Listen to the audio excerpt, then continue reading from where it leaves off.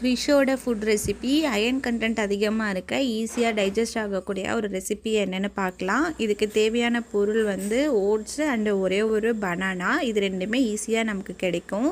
தேவையான அளவு வந்து ஓட்ஸ் எடுத்துக்கலாம். ஓட்ஸ் முழுகிற அளவுக்கு நம்ம வாட்டர் ஆட் பண்ணிக்கலாம். ரெண்டையும் நல்லா மிக்ஸ் பண்ணி ஓட்ஸை வந்து நம்ம நல்லா வேக வச்சு எடுத்துக்கலாம். நம்ம எடுத்து வச்சுருக்க பனானாவை நம்ம ஸ்மால் பீசஸாக கட் பண்ணி நம்ம வேக வச்சுருக்க ஓட்ஸில் வந்து ஆட் பண்ணிக்கிட்டு நல்லா மிக்ஸ் பண்ணிக்கலாம்.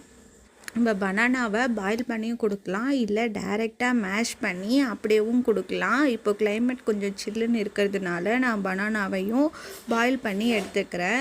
ஓட்ஸில் வந்து அயன் அதிகமாக இருக்குது, அப்புறம் ஃபைபர் கண்டென்ட் நிறையா இருக்குது. அதனால குழந்தைக்கு கான்ஸ்டிபேஷன் வராமல் பார்த்துக்கும். பனானாவில் வந்து பொட்டாசியம் அண்டு விட்டமின் B6 வந்து அதிகமாக இருக்குது. இது ரெண்டும் சேர்ந்து குழந்தையோட எனர்ஜியை பூஸ்ட் பண்ணி பிரெயின் டெவலப்மெண்ட்டுக்கு சப்போர்ட் பண்ணும். நம்ம இப்போ இந்த ஓட்ஸை ஆற வச்சு எடுத்துக்கிட்டு ஒரு மிக்ஸி ஜாரில் ட்ரான்ஸ்ஃபர் பண்ணி நம்ம அரைச்சி எடுத்துக்கலாம். இப்போ அரைச்சதை பாப்பாவோட பவுலுக்கு ட்ரான்ஸ்ஃபர் பண்ணிக்கலாம். இதில் இருக்க vitamin C and antioxidant பேபியோட இம்யூன் சிஸ்டமை ஸ்ட்ரென்தன் பண்ண ரொம்பவே ஹெல்ப் பண்ணும். பேபியும் என்ஜாய் பண்ணி சாப்பிடுவாங்க. இந்த மாதிரி யூஸ்ஃபுல்லான வீடியோவுக்கு நம்ம சேனலை சப்ஸ்கிரைப் பண்ணி லைக் பண்ணிக்கோங்க.